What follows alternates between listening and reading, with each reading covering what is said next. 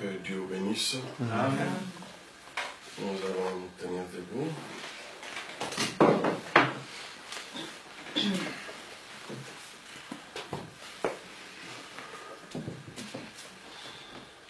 Nous allons lire d'abord Malachie 4.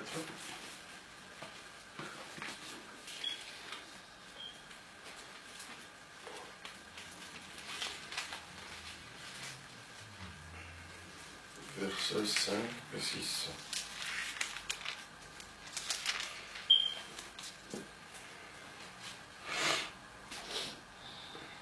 Vous y êtes? Voici, je vous enverrai Élie le prophète, avant que le jour de l'Éternel arrive. Ces jours grands et redoutables. Il ramènera le cœur de père à leurs enfants, et le cœur des enfants à leur père, de peur que je vienne frapper le pays d'interdit. Amen. Amen. Nous allons encore prendre une deuxième écriture, Hébreux 11.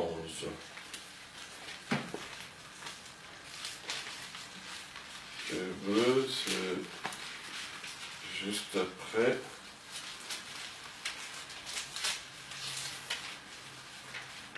Philémon.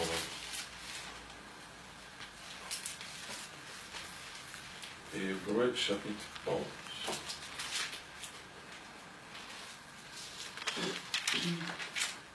Vous y êtes? Chapitre 11, on commence au verset 6.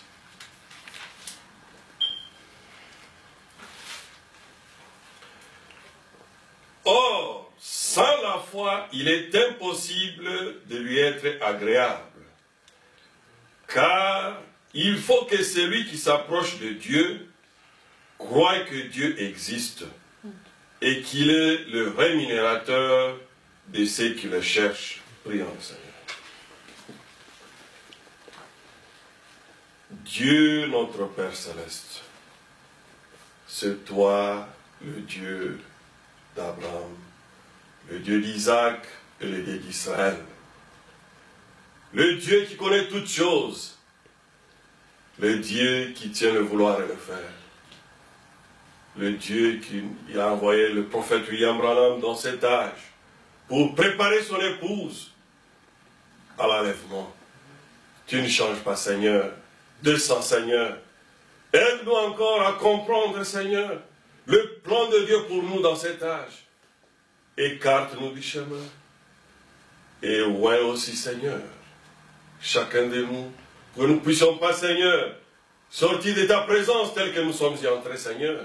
Car toi seul, tu es capable de nous parler, car nous te le demandons ainsi, au nom du Seigneur Jésus-Christ. Amen. Je vais vous asseoir.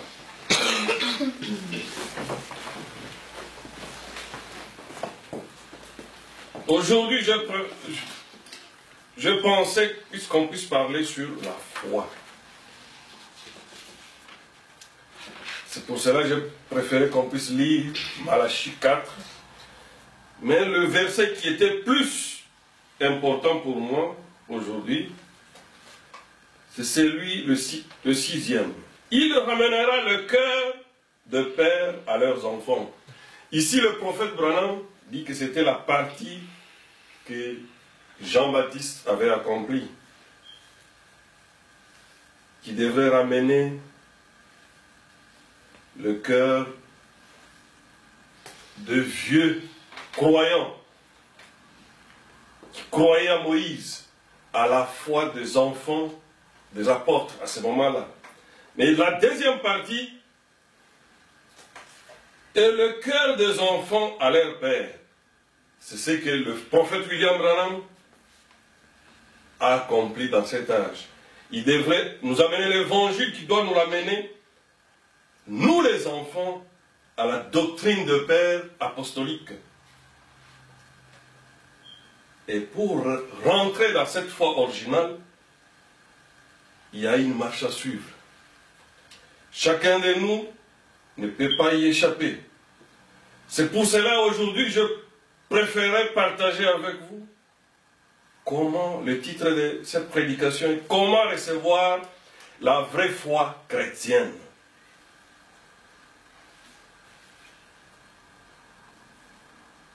Comme la Bible l'a dit, même le prophète, dans plusieurs endroits, il y a deux sortes de foi. La foi chrétienne, c'est ça la première foi qu'on a besoin, qu'un chrétien a besoin, qui est le fondement même de la vie chrétienne. Et la foi naturelle ou intellectuelle.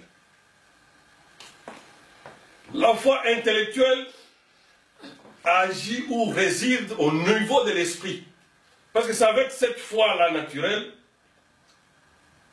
par exemple, chaque matin, nous nous levons de notre lit, nous allons à l'école, nous allons au travail. C'est cette foi-là intellectuelle qui agit au niveau de l'esprit, qui conduit les systèmes du monde, qui marche en harmonie avec le principe de la création. Parce que la foi naturelle est l'ensemble des principes et des lois naturelles qui font tourner le monde entier. Qui fait que la lune puisse avoir sa place, la terre sa place, les étoiles sa place. Et c'est dans cette foi-là intellectuelle, je voudrais un peu développer sur la foi intellectuelle pour rentrer dans ce qui nous appartient maintenant. La foi intellectuelle, c'est dans cette dimension qui utilise le cerveau ou l'esprit seulement, qui peut amener à ce que quelqu'un peut avoir la parole de Dieu, spirituellement, au niveau de son esprit, mais vivre comme la vie d'un démon. Et c'est dans cette dimension de la foi intellectuelle que je peux même dire aussi la foi scientifique.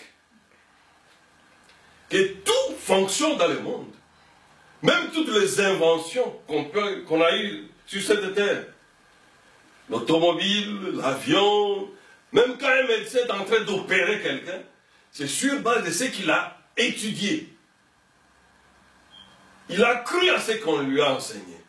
Il a cru à ce que la science lui a transmis. Et la science a essayé d'appliquer les lois de la nature. C'est comme l'électricité. L'électricité, eux-mêmes qui ont inventé ou qui ont découvert, ils disent qu'ils ont découvert l'électricité. Parce qu'à la création déjà, l'électricité existait déjà dans les systèmes, dans les cosmos. Ce qui fait que cette foi-là, c'est une foi naturelle que tout être vivant peut avoir. Ce qui fait, par exemple, avec cette foi, on est capable, un mécanicien peut réparer un véhicule, c'est sur base de principes qu'on avait conçus. Pour qu'un véhicule puisse se déplacer, on a étudié les lois de la nature. Il faut qu'il y ait une poussée quelconque pour que ce véhicule puisse se déplacer. C'est comme un ingénieur qui construit une maison. Il doit respecter certains principes qui sont établis dans la loi de Dieu, dans le cosmos. Et c'est ça la foi naturelle. Et c'est comme aussi une personne qui peut avoir la foi et croire sur le plan spirituel et aller en enfer. Vous pouvez croire à une campagne, même devant une prière d'un homme de Dieu puissant, recevoir votre guérison miraculeusement. Et si vous ne vivez pas correctement la parole de Dieu, vous allez finir à aller par l'enfer. C'est que ça, c'est le principe de Dieu qu'on exploite. Même tous les charlatans dans le monde, magiciens ou qui que ce soit, personne n'invente rien. Dieu a mis des lois dans la nature. Et ces lois-là, ce sont les principes qui existent. Mais nous, les chrétiens, nous n'avons pas besoin de nous limiter seulement à ces systèmes-là où tout le monde est là. ou les principes naturels. Ça, c'est pour tout le monde. Ce que Dieu a dit, si tu as besoin.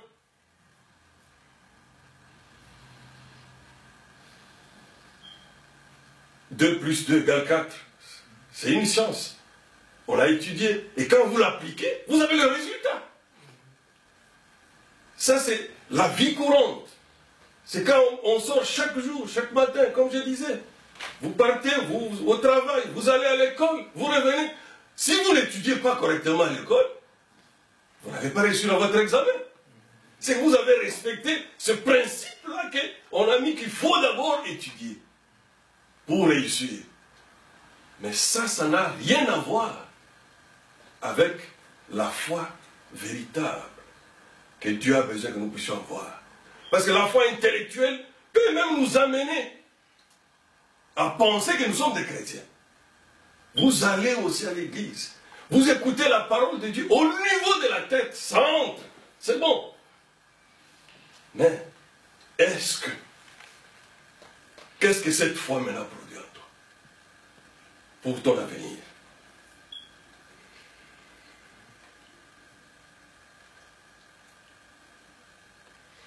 Parce que seule la foi chrétienne peut nous préparer à l'enlèvement, peut nous amener à commencer notre marche vers Dieu.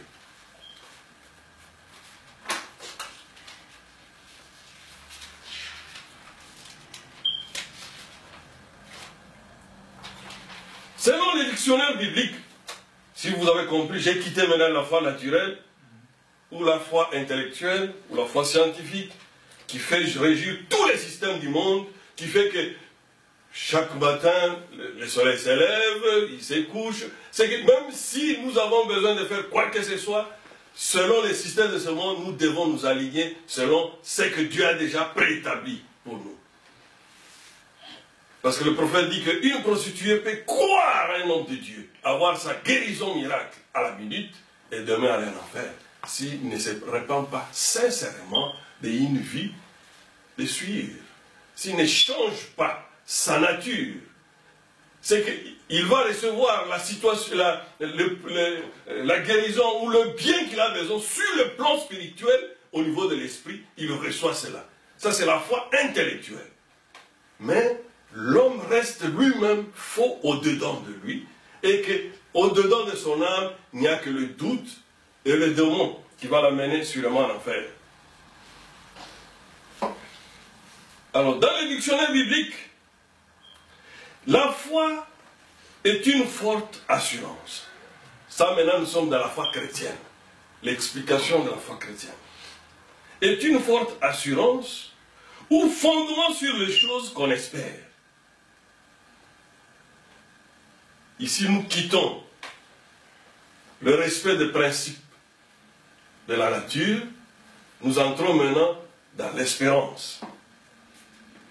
La foi est une ferme conviction qui s'appuie sur Jésus-Christ, sur les choses invisibles et spirituelles. Parce que la foi chrétienne, nous devons croire à ce que Dieu dit. Nous devons faire confiance totalement en Jésus-Christ, en tout ce qu'il nous dit. La foi établit un lien direct entre l'âme et Dieu.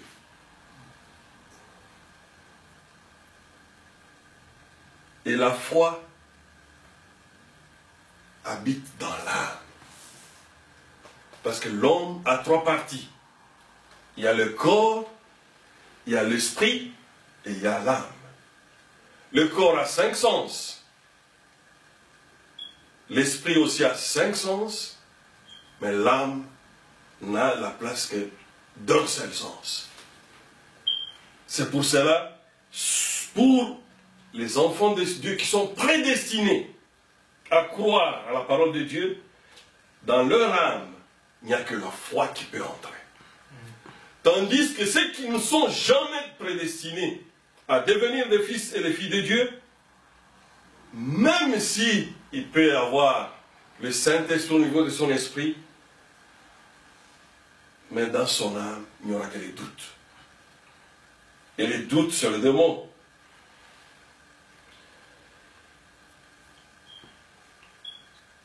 La foi nous amène à croire en toutes les promesses et les bénédictions. Nous les recevons par la foi en Dieu par le Saint-Esprit. Comme nous venons de lire Hébreux 11 qui nous montre que c'est par la foi qu'Abraham a quitté son pays pour aller dans un pays inconnu. C'est qu'il a cru en Dieu.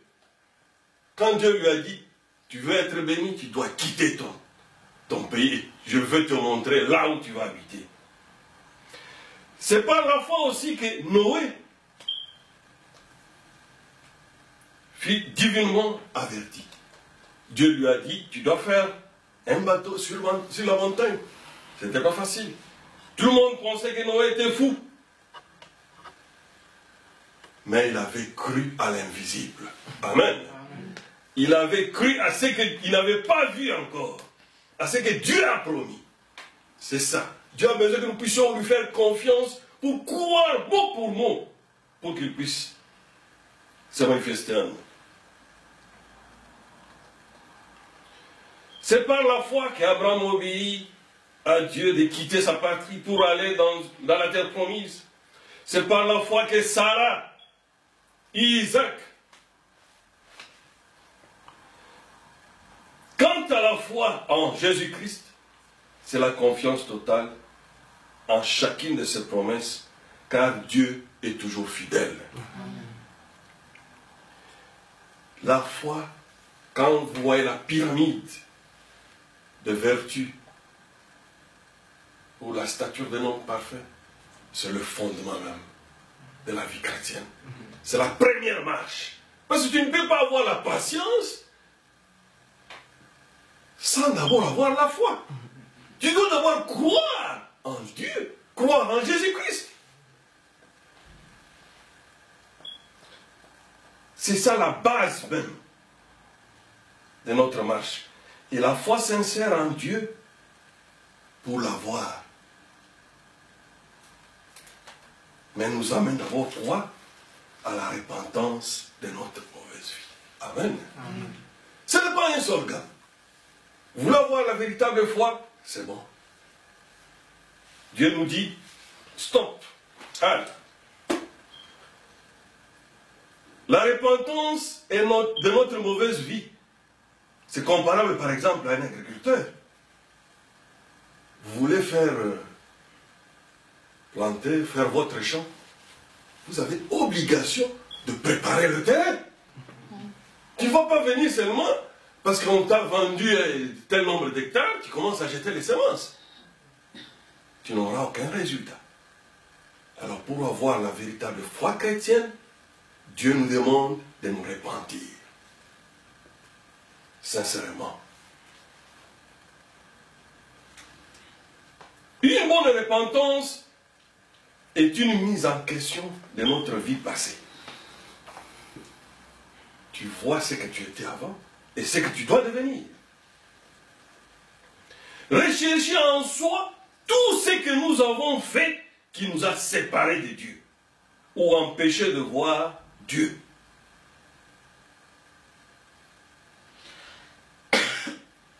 Car sans une bonne repentance, c'est zéro. Parce que si tu ne t'es pas repenti correctement, nous pouvons jeûner. Vous pouvez jeûner plusieurs jours, crier, pleurer ou prier même.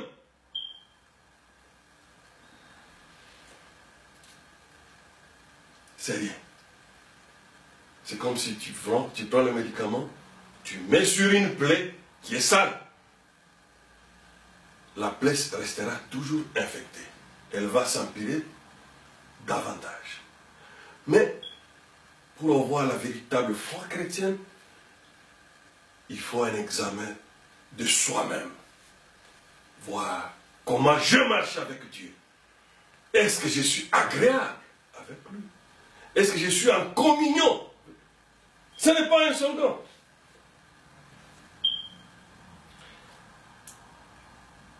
Tu n'as pas besoin de dire à qui que ce soit aussi tes péchés quand tu dois te repentir. Non. Dieu a besoin que tu puisses lui dire toi-même ce qui ne marche pas à toi. Tu puisses te confesser. Ce n'est pas dire qu'il ne connaît pas ça. Dieu connaît toutes choses, non? Il est l'omniscient, l'omnipotent et l'omniprésent. Mais pourquoi il nous pousse à la repentance? Parce que quand vous vous repentez, Dieu dégage une force en vous pour résister maintenant à ces mal-là que vous confessez. Amen. C'est pour cela que Dieu lui-même nous pousse à se repentir. Ne pensez pas que j'ai un secret. Oh, ça, je ne peux pas dire. Mais c'est un secret peut-être pour toi. Mais Dieu, quand il te regarde, il voit qu'il n'y a rien. Il connaît toutes choses. Mais quand il te pousse à la repentance, c'est quoi? La confession, c'est-à-dire dire la même chose devant Dieu. Tu détectes que je continue encore à critiquer. Alors tu dis à Dieu, oh Seigneur, aide-moi à ôter les mauvaises choses, à parler contre les gens, les critiques. Et quand tu dénonces ce péché-là publiquement, oh, j'ai une mauvaise vie de débauche, Seigneur, aie pitié de moi, je ne veux plus fumer, enlève cela de moi. Et quand tu confesses cela, le péché en toi perd sa force. Amen. Vous comprenez le secret de la repentance? Et là, directement, quand le péché perd sa force, toi tu prends le dessus maintenant sur le péché. Et quand on vient confesser, ce n'est pas rien. On a besoin d'une âme pleine de tristesse. Parce que quand vous reconnaissez la faute, que vous ne devez pas faire la chose, vous devez venir dans une position de tristesse pour renier cette mauvaise nature qui vous amène à être loin de ton Créateur, à être loin de ton Dieu. Et cela directement va déclencher en vous directement la sanctification. Amen.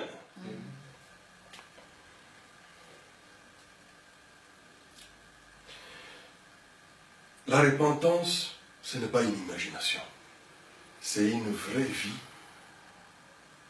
et une vie vécue. Je ne raconte pas en l'air. Si tu n'as pas encore senti, quand tu te repens là, quand tu es devant Dieu, et que tu n'as pas encore senti la paix de Dieu descendre dans ton cœur, alors, soit ta repentance est incomplète, c'est-à-dire non sincère, soit il y a un péché que tu as oublié. Amen. Alors tu demandes à Dieu qu'il puisse t'aider à se rappeler s'il y a quelque chose que tu as oublié. Oh Dieu, aide-moi Seigneur. S'il y a encore quelque chose qui peut bloquer ma voix, qui peut bloquer la communication entre moi et toi, révèle-moi cela. Si tu te rappelles par exemple que tu as un problème avec un homme et avec une personne, promets à Dieu, quand je vais le rencontrer, je vais arranger cela. Amen. Amen. Si nous nous repentons sincèrement devant Dieu, alors la barrière du péché tombe. Amen. Amen. Parce que quand vous venez avec votre cœur repentant, et la Bible nous dit que Dieu est toujours prêt à écouter un cœur repentant. Amen. Amen. Il est prêt à nous tirer de la fosse. Parce que même le désir là de se repentir, c'est Dieu qui le donne.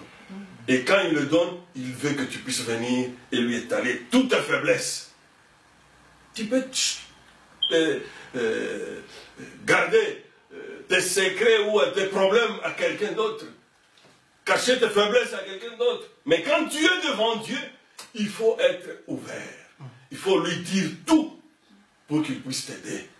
Parce que même le médecin qui ne soignent que le corps qui a une vie temporelle, une courte vie. Nous leur disons tout pour les aider à comprendre qu'est-ce qui ne marche pas dans nos corps, n'est-ce pas? Mais à plus forte raison quand on est en présence de Dieu.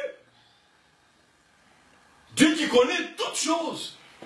Qu'est-ce qu'il veut? Il veut que toi-même, tu puisses dénoncer ce qui ne marche pas en toi. Et quand tu lui dis sincèrement que « Seigneur, aide-moi », il ne va pas te laisser comme ça.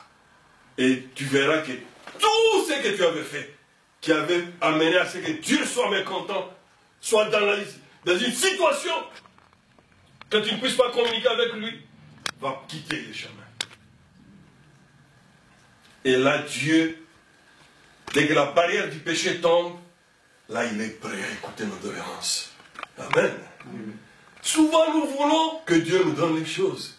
Nous allons dans sa présence. Oh Dieu, donne-moi ceci. Accorde-moi ceci. Est-ce que tu es d'abord en règle avec lui? Est-ce que tu t'es repenti de ta mauvaise vie chrétienne, de ta marche? Il nous dit, quand nous marchons, effectivement, le monde est déjà corrompu. Le premier regard ne pêche pas. Mais pourquoi tu rentres dans le deuxième regard qui va t'amener, qui va t'essuyer, qui va t'enlever de la présence de Dieu? Parce que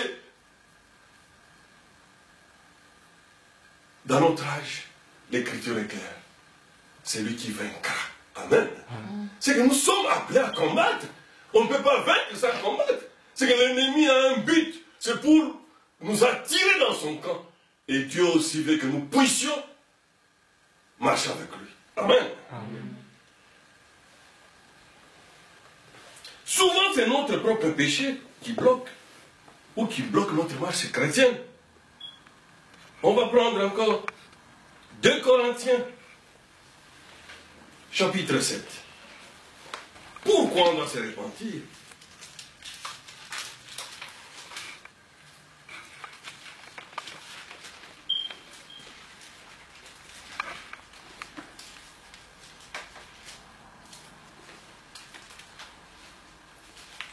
Je préfère carrément lire le verset 10.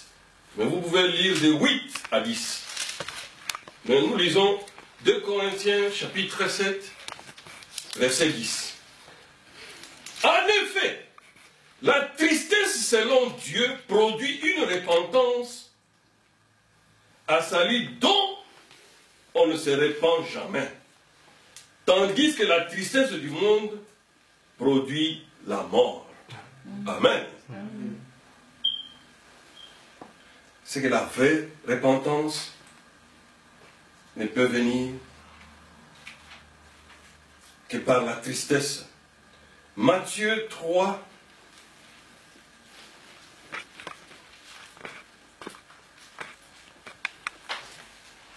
et verset 8.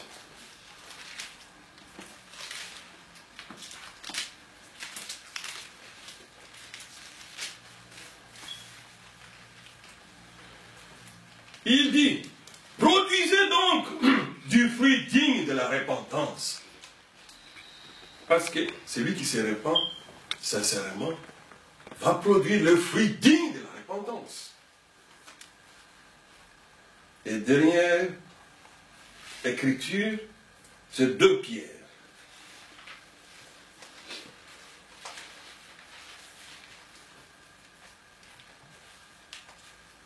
Chapitre 3, c'est avant 1 Jean. 2 Pierre.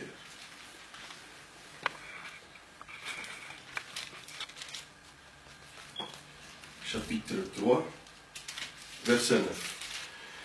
Le Seigneur ne tarde pas dans l'accomplissement de la promesse, comme quelques-uns le croient, mais il use de patience envers vous, ne voyant pas ne voulant pas que qu'aucun périsse, mais voulant que tous arrivent à la repentance. Amen.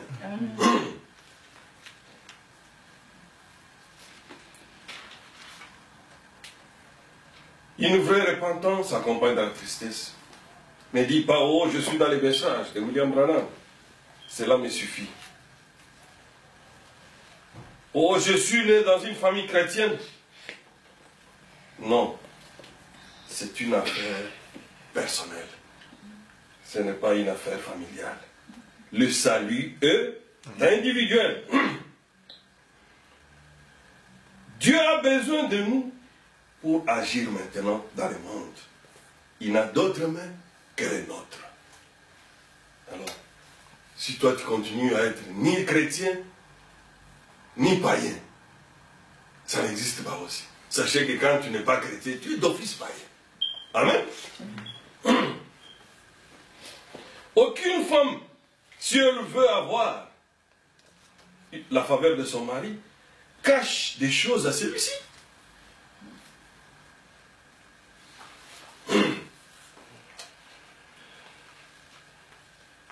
La vraie repentance fait intervenir le sang de Jésus-Christ. Amen. Ça entre maintenant. Quand il voit vraiment que tu t'es vraiment totalement repenti. Tu as vidé ton cœur. Tu as dit, oh Dieu, si je peux trouver grâce devant toi. Descends, Seigneur. Accorde-moi ton sang précieux. Et le sang va descendre maintenant. Il va te nettoyer. Et quand le diable passera après, pour lui dire que il avait fait ça, Dieu lui dit, il regarde, il ne voit plus ton péché. Amen. Parce que tu t'es repenti selon les règles de Dieu. Tu n'as rien caché, tu t'es abandonné, tu as voulu sortir tout ce que le diable avait sémé en toi. Parce que le diable souvent nous dit, non, ça tu ne peux pas dire. Ça c'est privé. Ça c'est ton secret personnel. Non. Devant Dieu, on n'a pas de secret personnel. C'est comme devant un avocat. Tu as un problème. Tu dois lui dire réellement ce que tu as fait pour qu'il puisse savoir comment te défendre. C'est la même chose. Parce que Dieu, il est pas seulement avocat. Lui-même aussi, il est qui? Il est le juge. Amen. Et quand on se répand sincèrement, qu'est-ce qui vient après? C'est la sanctification maintenant. Amen. Ce sont les étapes que Dieu a mises. Il n'y a point de tricherie possible. La voie de Dieu qu'il a tracée pour chaque chrétien, il doit passer par la justification.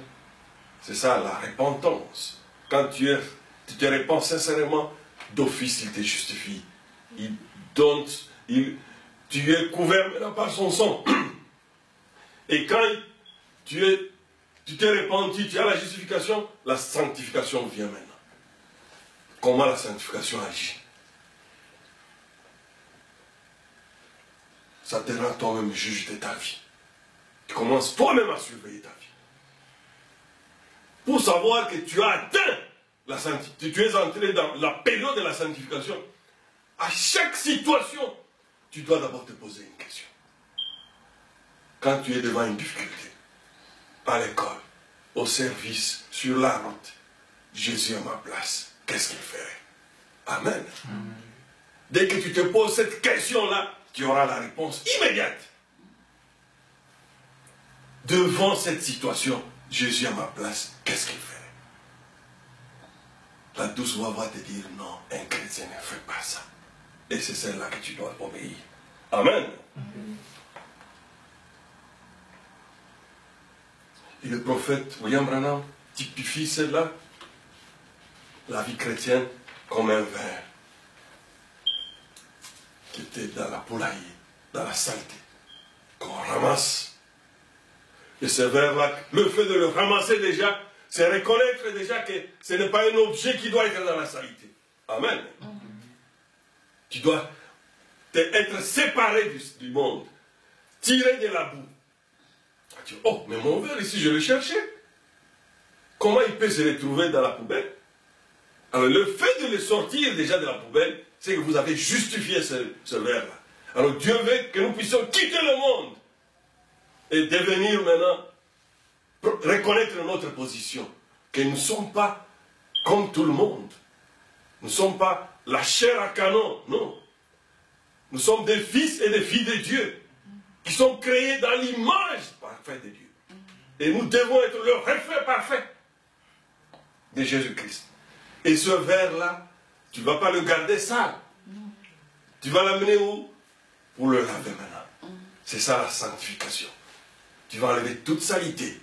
Tu avais l'habitude de critiquer. Tu avais l'habitude de tricher. Un à un va commencer à quitter. Tu vas te rendre compte, tu ne peux plus critiquer. Tu ne peux plus tricher. Tu ne peux plus fumer. Tu ne peux plus boire. C'est que Dieu est en train de te sanctifier. D'ôter chaque mauvais côté. À un tel point que tu ne sauras même plus comment tu étais un homme différent. Et à un moment donné, tu sens vraiment que tu ne peux plus faire la même chose.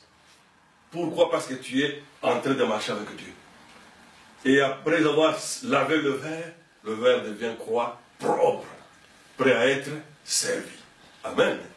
Et quand Dieu verra que tu es vraiment saint, tu t'es sanctifié, comme la parole est dit. Ce n'est pas comme l'Église catholique qui dit que les saints, il n'y a que ceux qui sont morts. Non. Paul écrivait aux saints qui étaient à Éphèse. Amen. C'était les hommes vivants qui ont combattu les péchés, qui ont vaincu le monde, qui sont de saints. Amen. C'est ça, c'est à ces saints-là qu'on a besoin. Et quand vous êtes devenus saints, parce que vous êtes séparés du monde, du péché, alors Dieu va vous remplir du baptême du Saint-Esprit. Amen. Et le baptême du Saint-Esprit là, sera un baptême qui va descendre dans votre âme. Parce qu'il y a des gens aussi qui ont le baptême du Saint-Esprit au niveau de l'esprit. Ça peut les aider à prêcher, à faire des miracles, à être même parmi nous, comme des frères et des sœurs. Mais ça ne va pas durer longtemps. Parce que nous sommes arrivés maintenant au temps de la fin, où chaque sémence doit maintenant manifester sa nature. Si l'ivraie était confondu avec le blé quand ils étaient encore petits, mais quand ça va grandir, il y aura une nette différence. Malgré qu'ils sont en train de recevoir la même pluie que le type du Saint-Esprit, mais la chose différente, la différence c'est que l'autre, c'est une âme prédestinée pour la vie éternelle, et l'autre, c'est une âme prédestinée pour l'enfer, pour être brûlée. Alors, à un moment donné, il n'y aura plus d'hypocrisie. Chacun va montrer sa couleur. C'est pour cela qu'on n'a pas besoin d'avoir un Saint-Esprit qui se limite au niveau de l'esprit. Ça risque de nous corrompre. Devant le monde, on va penser qu'on est des chrétiens. Non, ce n'est pas ça. Ça va nous amener à notre perdition. Et pour arriver, faire le 3 marches, Dieu dit qu'il n'y a pas de raccourci. Amen. Tu ne peux pas faire un raccourci. Oh, directement le Saint-Esprit. Non, ce n'est pas possible.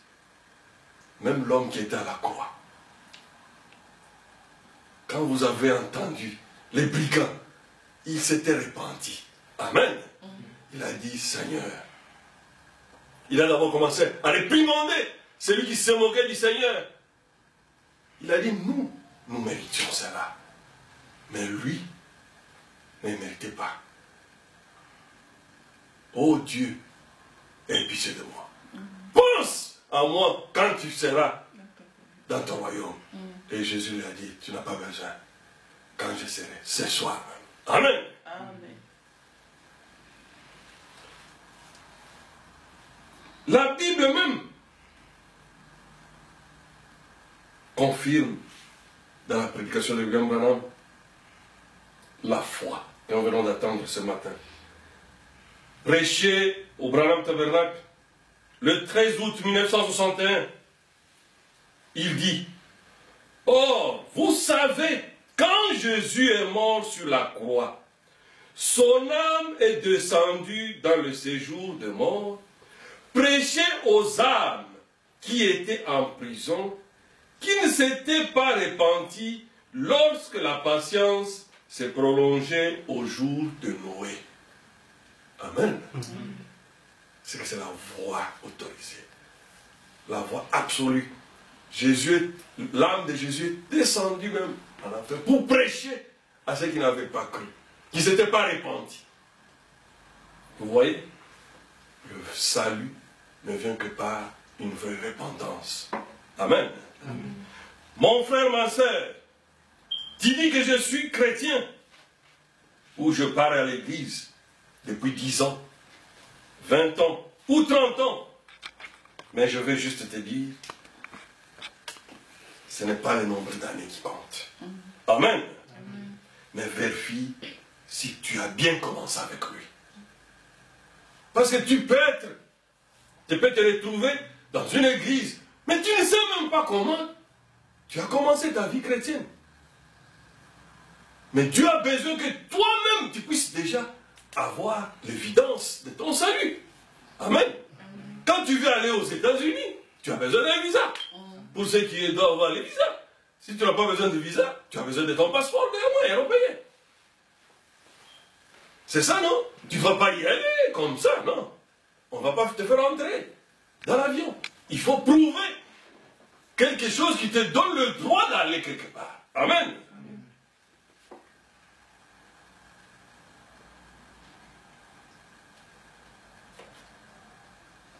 Alors,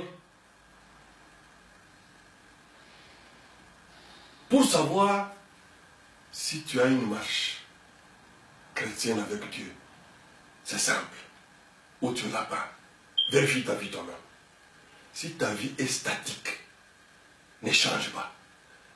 Tu as dit que tu es chrétien depuis 10 ans, depuis 15 ans, depuis 20 ans ou 30 ans. Mais ta vie ne change pas. Tu es statique. Tes impulsions, tu réagis de la même façon avant que tu puisses croire. Et aujourd'hui, tu es encore avec la même colère, les mêmes critiques. Tu es attiré par les choses qui te suivent. Non, tu n'as pas besoin d'un message prophétique pour te dire que tu n'as jamais été chrétien. Toi-même, tu es ton témoin. Tu sais que tu n'as jamais changé. Nous n'allons pas dans un club quelconque où nous sommes appelés à être membres. Non. Mais on a besoin de véritables personnes qui sont transformées, qui ont la vie de Dieu. Alors, ne te fie pas aux années que tu vas à l'église. Oh, je suis né dans les messages. Non.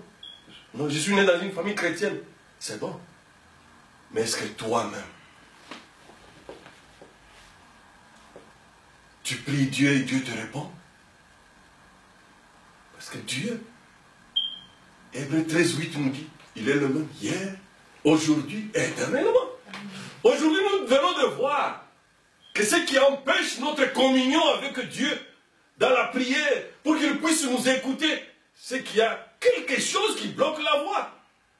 Quand la connexion n'est pas bonne, c'est le péché. Alors il nous demande d'ôter l'obstacle. L'obstacle, c'est le péché. Et le péché peut quitter que quand on se répand. Et quand on le confesse, on le réunit publiquement, on dit, Seigneur, je n'ai plus besoin de ça. Et Dieu ne peut pas vous laisser dans la même situation. Quand votre repentance est sincère, quand tu as ce désir-là de devenir une nouvelle créature,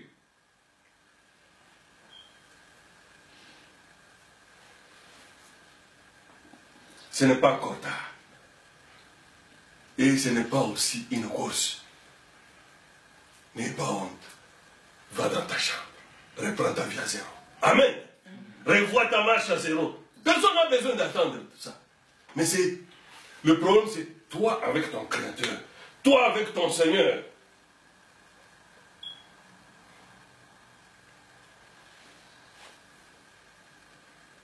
Est-ce que tu as oublié quelque chose pour se repentir, afin d'avoir la connexion directe avec ton Dieu, qui va produire en toi une véritable transformation personnelle, dont toi-même tu verras.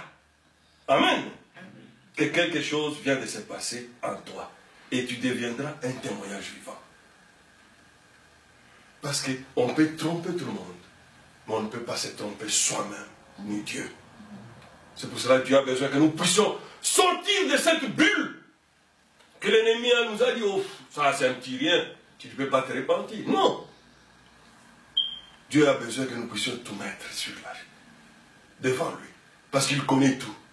Parce que tu n'as pas besoin de cacher à quelqu'un qui connaît déjà tout.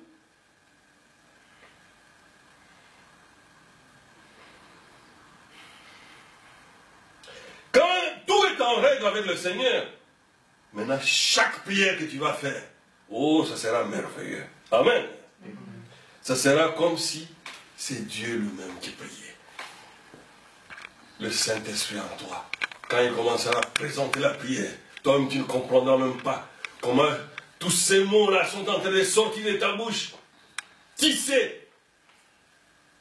Ça sera la profondeur qui attire notre profondeur. C'est que Dieu est en train de prier en toi maintenant. Amen. Amen.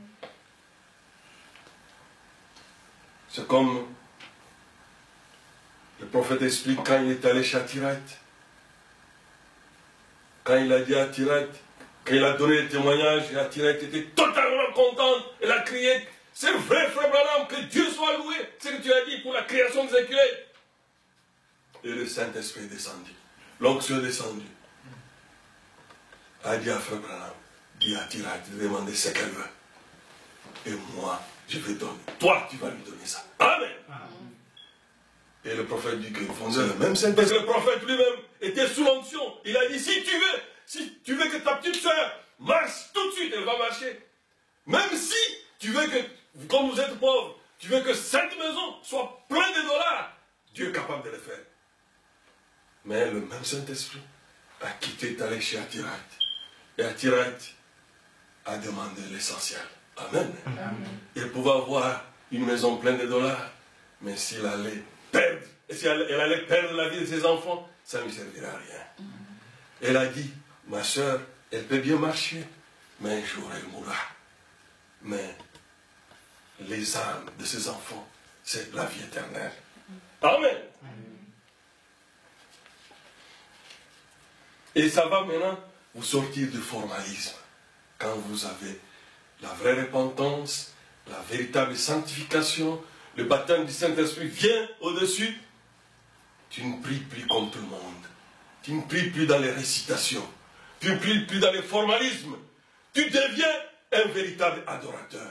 Quand tu t'es à genoux, oh, l'onction descend et tu es en communion avec ton Père, ton époux et ton Créateur.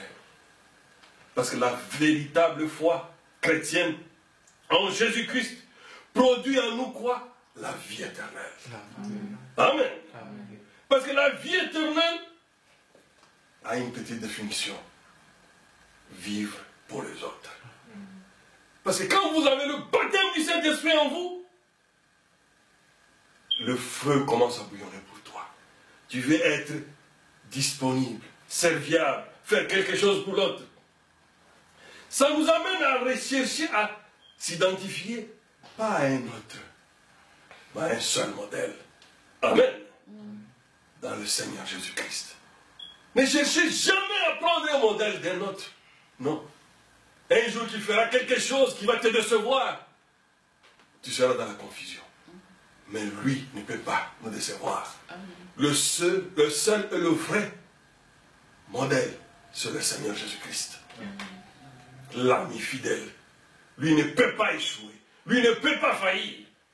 Mais quand tu te concentres sur lui, oh, qu'est-ce qu'il va produire? Il dégage en toi la vie éternelle. Qui va t'amener maintenant à voir l'autre. À voir ton semblable.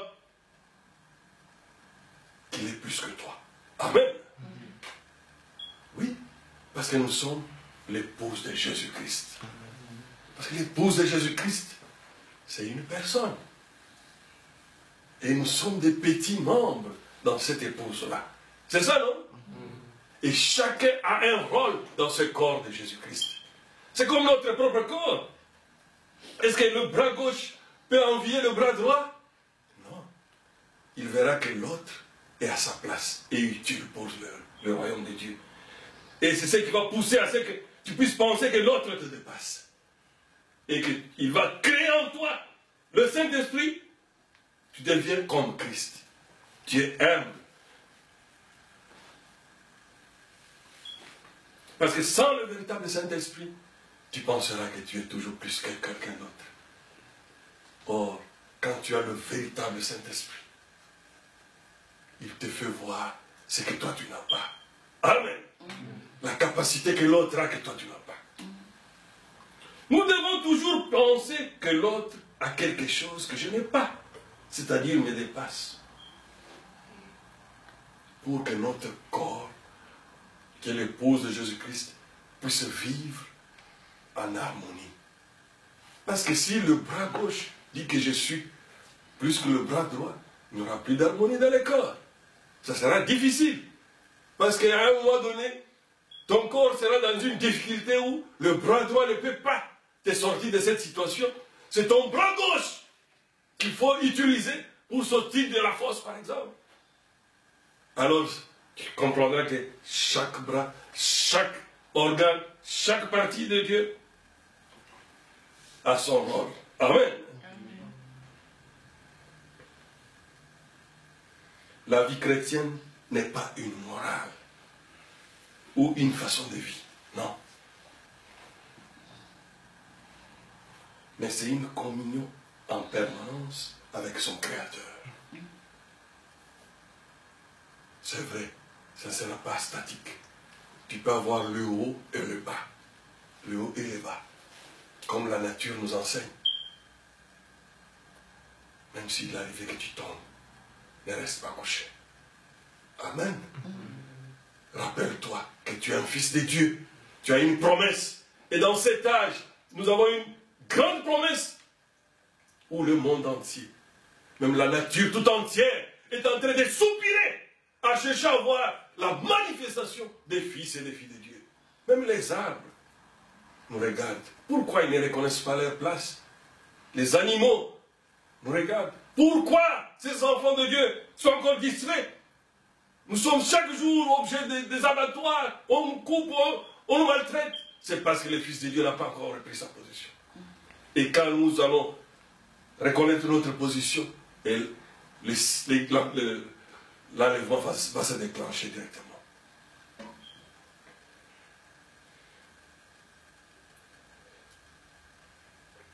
C'est une communion en permanence avec son Créateur qui produit une véritable transformation de notre vie. Avec comme objectif de devenir un avec lui. Amen.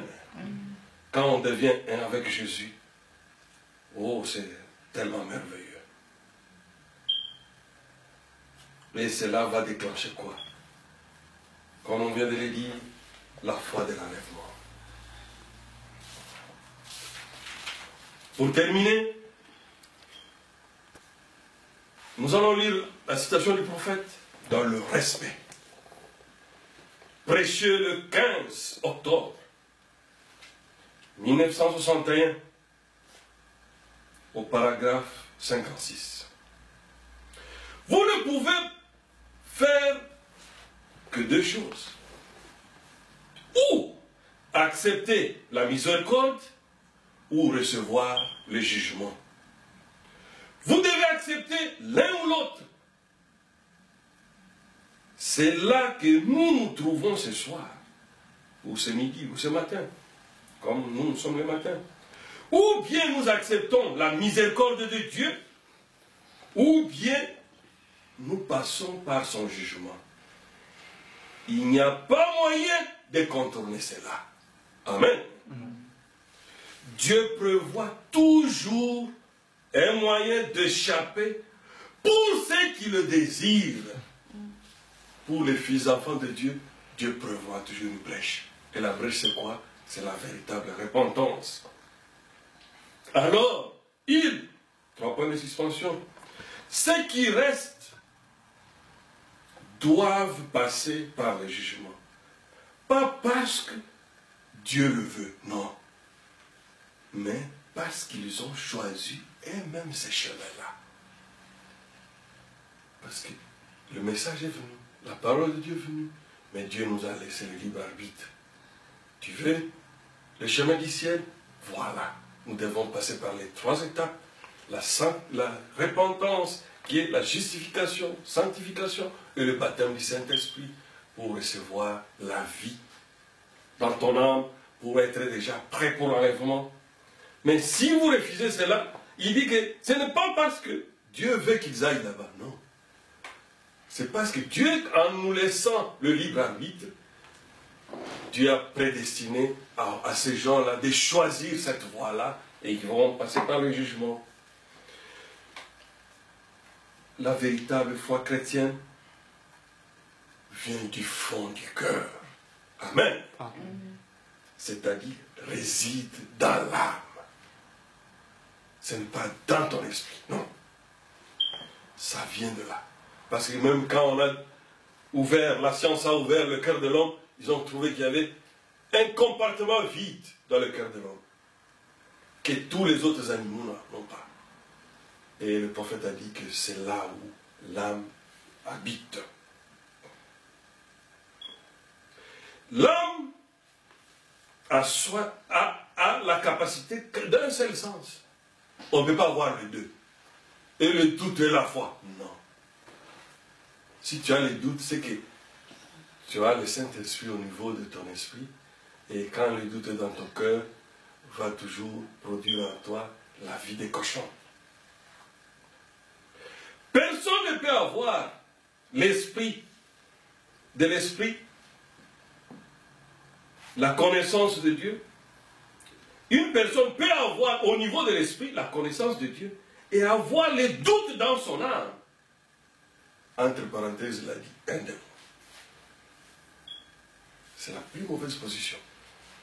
D'avoir la connaissance de la parole de Dieu au niveau de ton esprit et tu donnes l'impression que tu es un chrétien et avoir les doutes dans son âme.